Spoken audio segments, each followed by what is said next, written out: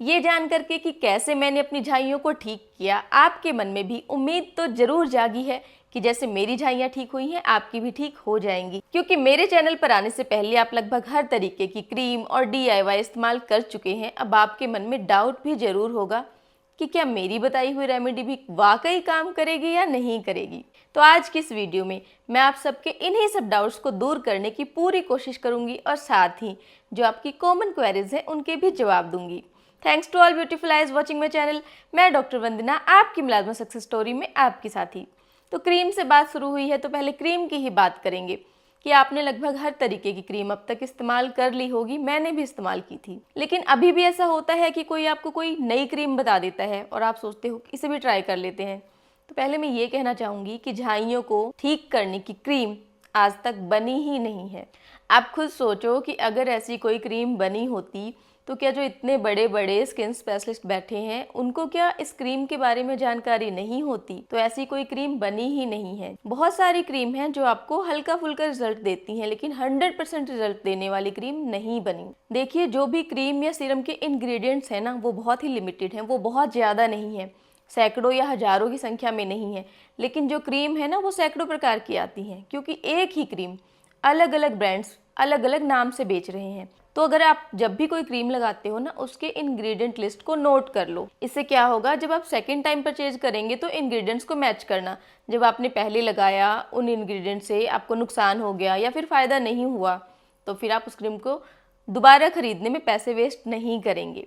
अच्छा, झाइयों के ट्रीटमेंट के लिए जो मोस्ट इफेक्टिव इंग्रेडिएंट्स हैं वो ही सबसे ज़्यादा खतरनाक भी है हमारी स्किन के लिए। इसीलिए आप जब भी कोई क्रीम लेते हो तो उसमें हमेशा चेक करना है कि उसमें हाइड्रोक्विनोन, ट्रेटेनॉइन या फिर कोई स्टेरॉइड तो नहीं है। अगर इन तीनों में से कोई सा भी है या फिर तीनों का कॉम्बिनेशन है तो वो क्रीम आपके स्किन के लिए बहुत ही ख़राब है। मेरी वीडियोस पर काफ़ी बार कमेंट्स आते हैं कि मैम हमें डॉक्टर ने ये वाली क्रीम बताई है, क्या हम लगा सकते हैं।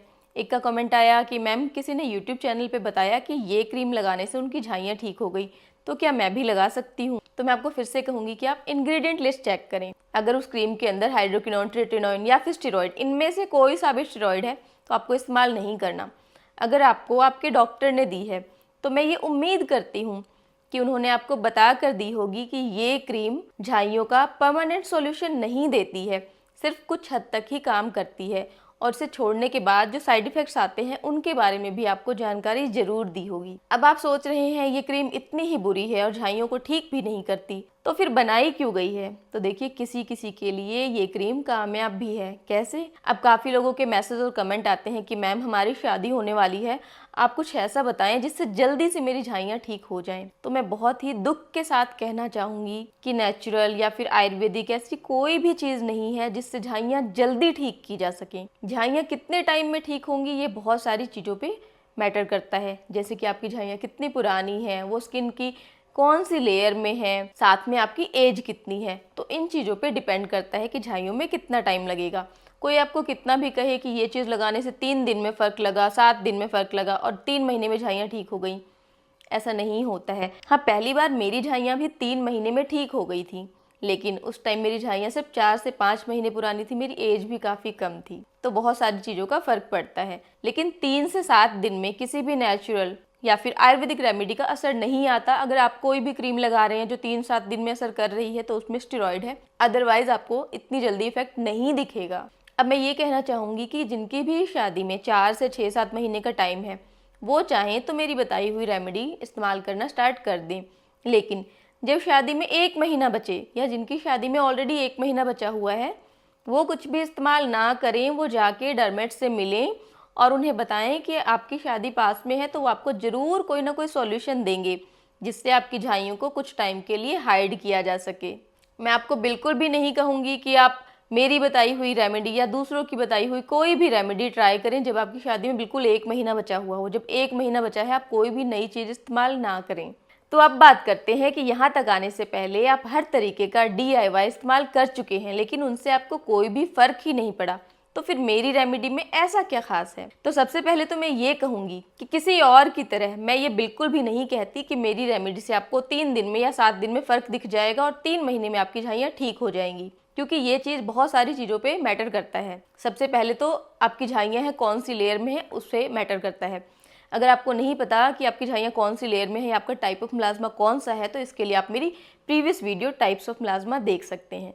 अब बात करें तो पहली बार मेरी झाइयाँ भी सिर्फ 3 महीने में ही ठीक हो गई थी, लेकिन एक तो उस टाइम पे मेरी एज कम थी, दूसरी जो मेरी झाइयाँ थी वो सिर्फ 4 से 5 महीने पुरानी थी। तो हर किसी की जो कंडीशन है अलग अलग होती है, तो हर किसी को अलग अलग टाइम लग सकता है। अब बात करें मेरी रेमेडी की, तो मेरी रेमेडी में जो भी मैंने हर्ब्स इस्तेमाल किए हैं कुछ भी नया नहीं है, कुछ भी न्यू इन्वेंशन नहीं है। ऐसा नहीं है कि मैंने जेनेटिक इंजीनियरिंग की और एक नया हर्ब ग्रो कर दिया, और ऐसा किसी ने भी नहीं किया है। ये जो हर्ब्स हैं ये तो हजारों सालों से ऑलरेडी आयुर्वेद के ग्रंथों में लिखे हुए हैं, और आजकल के टाइम में इन पे रिसर्च होना भी स्टार्ट हो गया है। तो कुछ ही टाइम पहले एक रिसर्च हुआ था जिसमें वन्य गणों का लेप लगाकर देखा गया था मिलाज़्मा पेशेंट्स पे, और उसका काफ़ी अच्छा रिजल्ट मिला था। तो जैसा कि मैंने बताया है कि मैंने अपनी रेमेडी में वन्य गणों के हर्ब्स का इस्तेमाल कर रखा है, वो रिसर्च पेपर में अटैच कर रही हूँ, आप ज़रूर पढ़ें ताकि आपकी उम्मीद और ज़्यादा बढ़े। इसके अलावा जितने भी मोस्ट पोटेंट और मोस्ट पावरफुल इंग्रेडिएंट्स हैं, मैंने उन सबको अपने फेस पैक के अंदर कंबाइन कर रखा है। अगर आप एक एक हर्ब के बारे में पढ़ेंगे तो आपकी उम्मीद, आपका ट्रस्ट और भी बढ़ता जाएगा कि ये जो फेस पैक है वो आपकी स्किन पे क्यों काम करेगा। क्योंकि मेरा तो ये मानना है कि अगर ये वाला फेस पैक किसी पे काम नहीं करेगा तो कोई और चीज़ काम ही नहीं कर सकती है। हो सकता है कि मॉडर्न साइंस में कल को जाकर ऐसी क्रीम या फिर सिरम, ऐसा इंग्रेडिएंट मिल जाए जो कि झाइयों को बिना साइड इफेक्ट के पूरी तरीके से ठीक करे, लेकिन फिलहाल आज के टाइम में ऐसा कुछ भी नहीं है। उम्मीद करती हूँ कि आप रिसर्च पेपर जरूर पढ़ेंगे और आपका ट्रस्ट इससे कई गुना बढ़ेगा। तो अब जवाब देते हैं कुछ और कॉमन कमेंट्स का। एक तो काफ़ी लोगों के कमेंट्स आते हैं कि मैम घी लगाने से चेहरा काला हो गया, ऑयल लगाने से काला हो गया, फेस पैक लगाने से पूरा चेहरा काला हो गया। तो पहली बात तो फेस पैक लगाने से तो चेहरा काला नहीं होता है। जिन लोगों ने भी ये कमेंट्स किया है उन लोगों ने कुमकुमादी ऑयल का भी इस्तेमाल किया है। तो ऑयल या घी लगाने से चेहरा काला हो सकता है। हालांकि ये बात मैंने कई सारी वीडियोज़ में और शॉर्ट वीडियो में भी एक्सप्लेन की है कि ऑयल या घी लगाने से चेहरा काला इसलिए होता है क्योंकि इससे सेल टर्नओवर इंक्रीज़ होता है।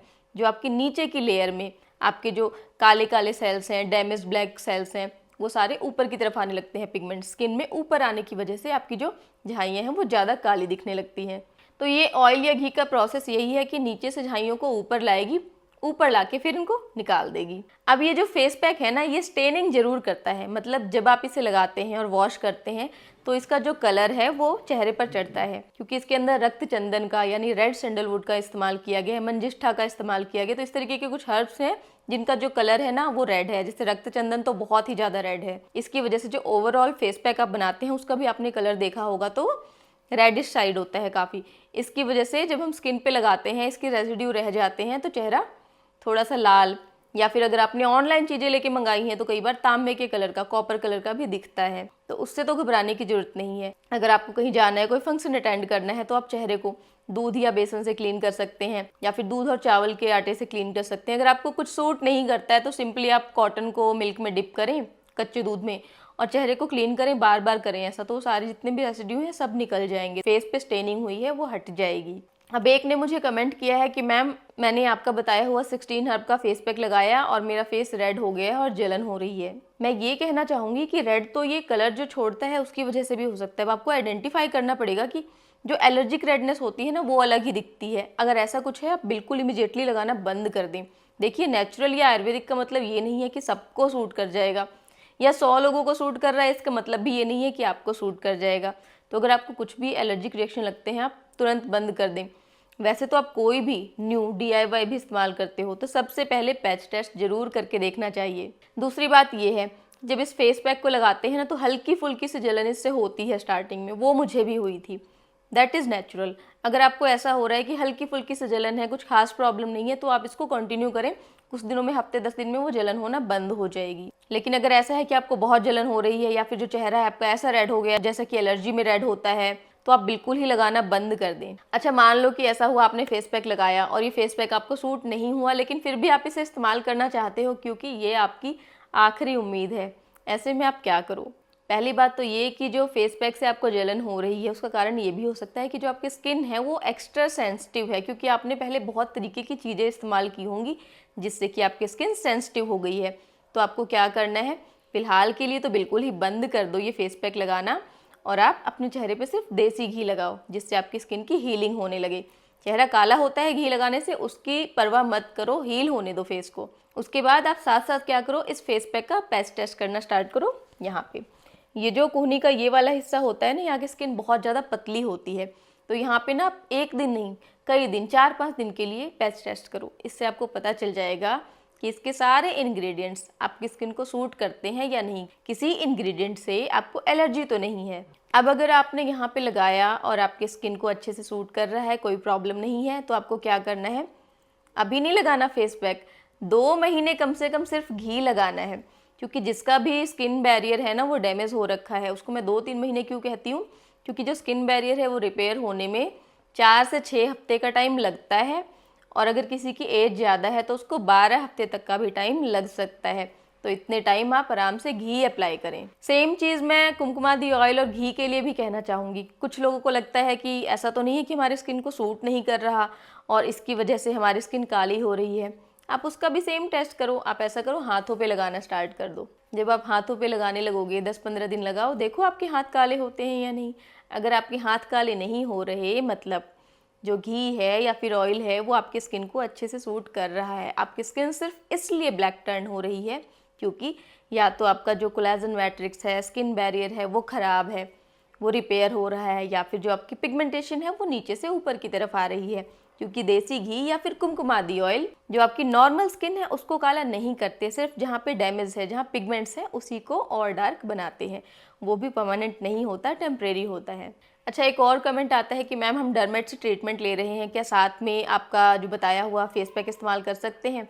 नहीं, आप बिल्कुल भी ऐसा ना करें, क्योंकि डर्मेट्स जो भी आपको ट्रीटमेंट दे रही हैं ना, हो सकता है उसके अंदर स्ट्रॉन्ग क्रीम्स हों, जिसकी वजह से जब आप फेस पैक साथ में लगाओगे तो इसका रिएक्शन हो सकता है। तो आप बिल्कुल भी इस्तेमाल ना करें, आप एक ही ट्रीटमेंट को कंटिन्यू करें। एक बात और कहना चाहूँगी, वैसे तो जब आप मेरी बताई हुई रेमेडी यूज़ कर रहे हो तो किसी भी प्रकार के DIY का परहेज़ नहीं होता, फिर भी कुछ ऐसे DIY हैं, कुछ ऐसे इंग्रेडिएंट्स हैं जिनका मैं इस्तेमाल करने से मना करूँगी, क्योंकि वो हमारे स्किन बैरियर को ख़राब करते हैं।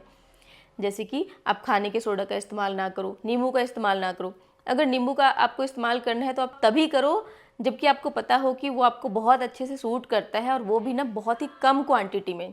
जैसे कोई फेस पैक बना रहे हो उसमें 4-5 बूंदे मिक्स करो, इससे ज़्यादा नहीं करो, क्योंकि कई बार आपको पता नहीं चलता, लेकिन इन इंग्रेडिएंट्स से जो हमारा स्किन बैरियर है ख़राब होने लगता है, स्किन सेंसिटिव होती जाती है। इसके अलावा आपको एलम का इस्तेमाल नहीं करना, कॉफ़ी पाउडर का इस्तेमाल नहीं करना और शुगर पाउडर का इस्तेमाल नहीं करना है। स्पेशली जब आप मेरी बताई हुई रेमेडीज इस्तेमाल कर रहे हो तो इन चीज़ों का इस्तेमाल बिल्कुल भी ना करो। एक और मैसेज मेरे पास आता है अक्सर कि मैम सनस्क्रीन लगाने से चेहरा काला हो जाता है। तो सनस्क्रीन चेहरे को काला तो नहीं करता, लेकिन काफ़ी सारे सनस्क्रीन है जो बहुत चिपचिप से होते हैं, ऑयली होते हैं, उन्हें जब हम लगाते हैं ना तो फेस काला दिखने लगता है। तो मेरे साथ भी ऐसा होता था। कई सनस्क्रीन तो ऐसे होते थे जो चेहरे को बिल्कुल वाइट कर देते थे, जैसे कि चेहरे पे पुट्टी लगा ली हो, और कुछ ऐसे होते थे जिन्हें लगाने के बाद स्किन बहुत ही ज़्यादा डल, बीमार सी और काली लगने लगती थी। तो आप ऐसा करो, आप चेंज करके देखो, 2-4 बार आप चेंज करोगे ना तो आपको भी आपकी मनपसंद चीज़ ज़रूर ही मिल जाएगी। सनस्क्रीन सेलेक्ट करने में अगर आपको मेरी हेल्प चाहिए तो आप उसके लिए मेरी प्रीवियस वीडियो देख सकते हैं जो कि सनस्क्रीन के ऊपर है। कुछ लोगों का ये भी कंसर्न है और कमेंट करते हैं कि मैम मैं तो सालों से अच्छी डाइट ले रही हूँ, एक्सरसाइज ले रही हूँ, सब कुछ फॉलो कर रही हूँ, हेल्दी लाइफस्टाइल में जो भी कुछ होता है, फिर भी मेरी झाइयाँ ठीक ही नहीं हो रही। पहली बात तो ऐसा हो ही नहीं सकता कि आप सालों से हेल्दी लाइफस्टाइल फॉलो कर रहे हो और आपकी स्किन पे उसका इफेक्ट ना दिखे। इफेक्ट आता है, लेकिन कई बार वो इतना कम होता है ना कि विजिबल नहीं होता। दूसरी चीज़ ये है, कई बार आपको लगता है कि मैं बहुत हेल्दी डाइट ले रही हूँ, लेकिन वो डाइट आपके लिए सही नहीं होती। क्योंकि आप क्या करते हो, जब भी आप डाइट लेते हो ना, आप अपनी पिगमेंटेशन को टारगेट करके डाइट लेते हो कि मुझे झाइयाँ हैं तो मैं झाइयों की डाइट लूँ। जबकि आपको ऐसा करना है कि जो आपकी डाइट होगी वो आपकी ओवरऑल हेल्थ कंडीशन को देखकर होनी चाहिए, क्योंकि जब तक आपकी बॉडी हेल्दी नहीं होगी स्किन हेल्दी कैसे हो जाएगी। इसीलिए जो मैंने झाइयों की डाइट बताई है उसके अंदर मैंने हर चीज़ की प्रॉपर्टीज़ बताने की कोशिश की है, ताकि आप खुद डिसाइड करें कि ये चीज़ आपको खानी है या फिर अवॉइड करनी है। डाइट पे अभी और वीडियोस आएंगी, उसके लिए आप चैनल पे बने रहें। एक और बहुत इंपॉर्टेंट कमेंट आया है कि मैम फेस पैक के इंग्रेडिएंट्स की कितनी क्वांटिटी लेनी है। हालांकि मैंने बताया है सबकी क्वांटिटी आप 100 ग्राम्स रखें, लेकिन जो बाकुची चूर्ण है वो आपको 20 ग्राम्स से ज़्यादा नहीं रखना है, क्योंकि वो बहुत ही ज़्यादा स्ट्रॉन्ग है। तो बाकी सारे 100 ग्राम्स, बाकी में आप कम ज़्यादा भी कर सकते हैं, लेकिन जो बाकुची है वो 20 ग्राम से ज़्यादा नहीं होना चाहिए। और अगर आप घर पे बना रहे हैं, पॉसिबल हो तो हर इंग्रेडिएंट का अलग अलग पैच टेस्ट कर लें। इससे क्या होगा, अगर कोई पर्टिकुलर इंग्रेडिएंट आपको सूट नहीं कर रहा तो आप उसे हटा दें, बाकी सारे इंग्रेडिएंट्स को इस्तेमाल करना स्टार्ट कर दें। तो आज की वीडियो यहीं तक देखने के लिए बहुत बहुत शुक्रिया। अभी भी आपके जो भी क्वेरीज हों प्लीज़ कमेंट करके ज़रूर पूछें। ऐसी ही और वीडियोज़ के लिए subscribe to my channel. Stay healthy and keep glowing.